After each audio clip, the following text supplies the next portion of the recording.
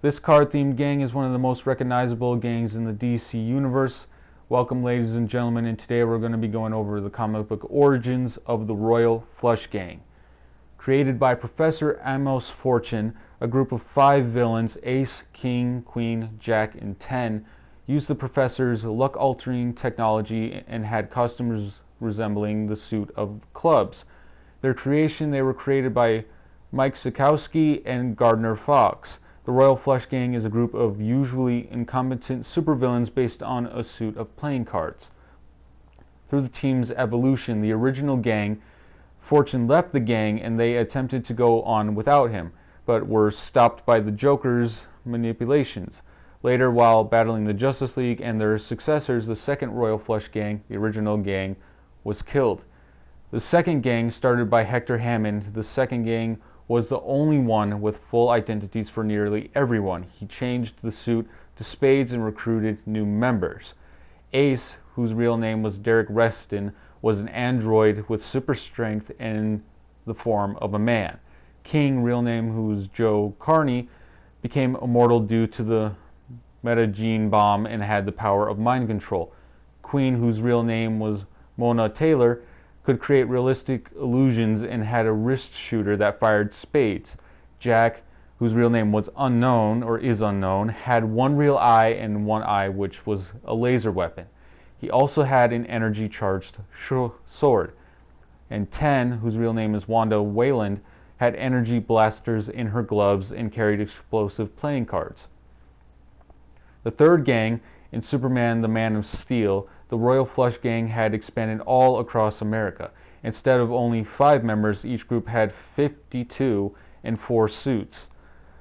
Infinite Crisis Gang, the Royal Flush Gang joined Alexander Luthor's secret society of supervillains. The Joker, after being rejected from the society, kills all 52 members of a gang in a casino.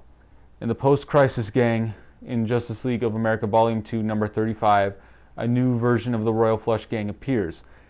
This new gang works under Amos Fortune's authority, who is addressed as Wildcard by his other members.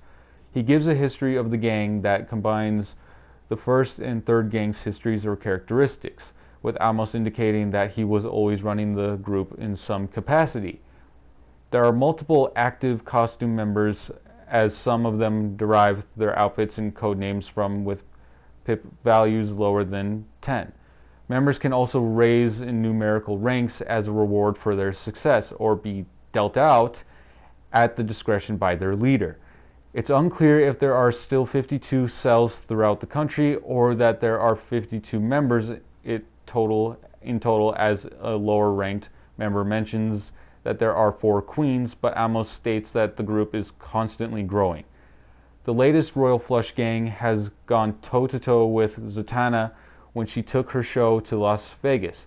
This gang was designed their motif to represent Frank Sinatra's Rat Pack, for the exception of Queen. Jack looks a lot like Sammy Davis Jr., but he calls himself the Candyman.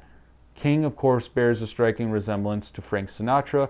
The chairman of the board in Ace represents Sinatra's right-hand man, Dean Martin.